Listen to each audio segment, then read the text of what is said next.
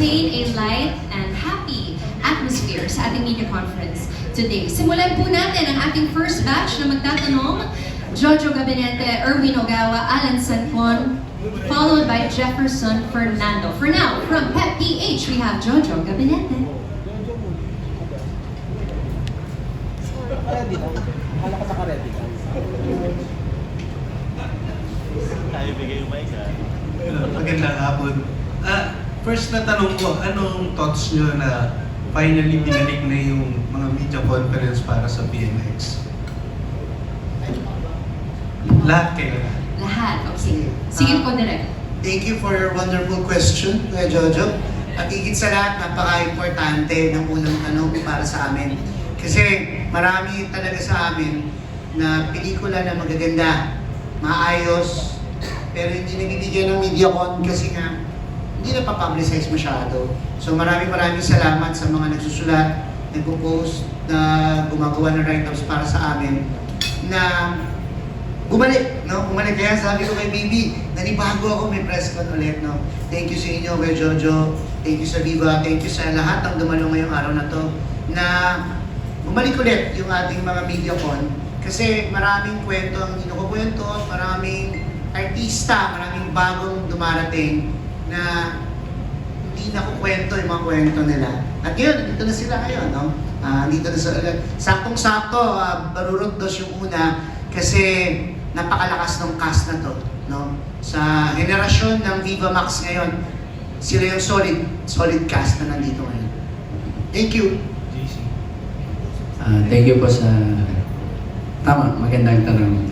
Honestly, kinakabahan po ako number one, nagpapasalamat po kay Lord sa pagkakataon na mabigyan po kami ng MediaCon na tinatawag.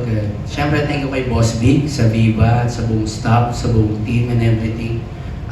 Wala na po akong masyadong sasabihin kundi abangan niyo ito dahil madiin ito. Thank you. JC, bago mo ipasa kay Margaret, tanong lang, bakit ka nagpatatong sa ulo ng image ni Jesus Christ? Kailan, tsaka anong inspirasyon mo? To be honest po, personal na po yan, pero hindi po magpapaka-plastic sa tanong niyo po, pero sobrang lakas po ng faith ko kay Jesus. Kaya, sabi nila masakit, pero mas masakit yung nandito. Yan lang. Thank you. Curious lang ako, bakit may sa ibang part ng katawan, di ba? Bakit sa ulo? Siguro po, nandun kasi yung pinakamasakit na alam kong hindi kaya ng pangkaraniwan. Yun nga. Kamusta yung spiritual relationship mo kay God? Sobrang lakas, sasama kita mamaya sa simbahan.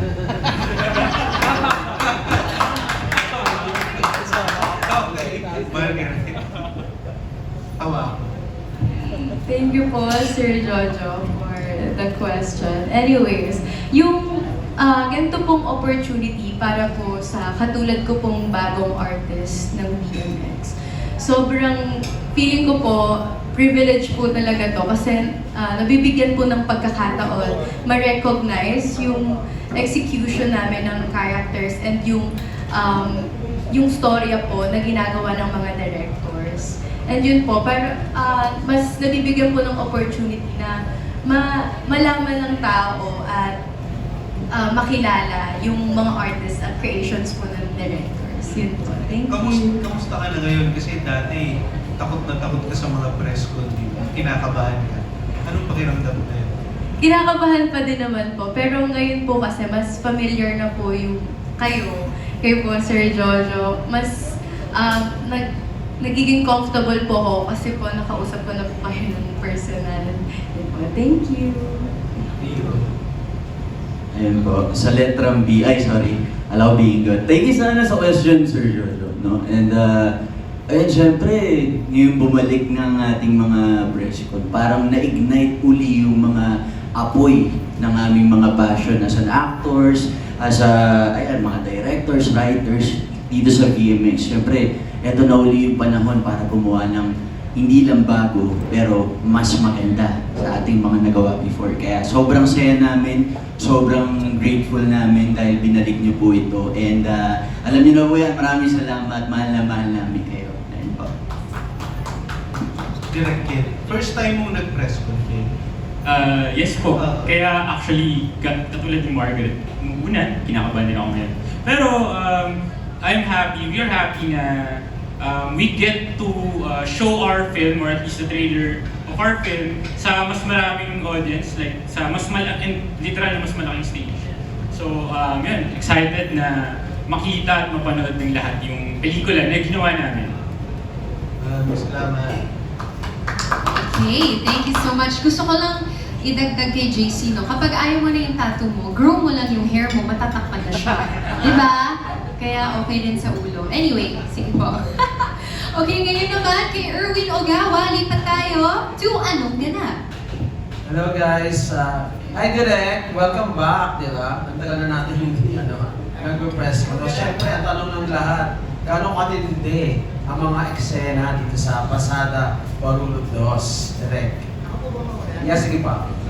By the way, ako lang po ang creator ng project. Ang director po ay si Kel de la Cruz. And pinagtulungan namin yung project para mabuo ito. Kung ang tanong ay gaano kasagad, parang ito na ngayon ang pinakasagad. Yes. Oo. Talohan na. Totoo to. Kasi sabi ko nga, baka end of an era na. Yes. No? Baka dapat gumawa tayo ng isang wild at pinakamarami. Kung ang mga love scenes ng mga previous Viva Max ay 10, 8, eto 18. Todo. Todo lahat. 18 talaga. Todo. Nabilang talaga. 18. Parang 19 nga eh. Pero ano po, again, sinasabi ko, hindi naman tayo lagi gumagawa ng pangit. No? Pag nandito naman tayo, lagi tayong gumagawa ng ipupush natin yung limits. No? Kaya Barurot 2, kasi syempre dapat masigitan natin yung Barurot 1. Kaya nga 2 eh. Kaya nga Pinar 2 eh. No? Higit sa lahat, napakahuhusay ng mga artistang ito, no? Very professional. At higit sa lahat, may JC Tan, si Aaron Talmelo, at higit sa lahat, syempre, Balaibong Pusa. Nandito, si Margaret Diaz, no?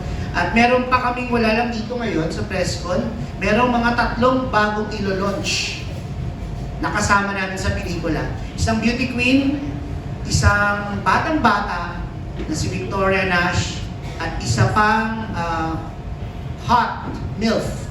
No? Yes. Abangan natin yun.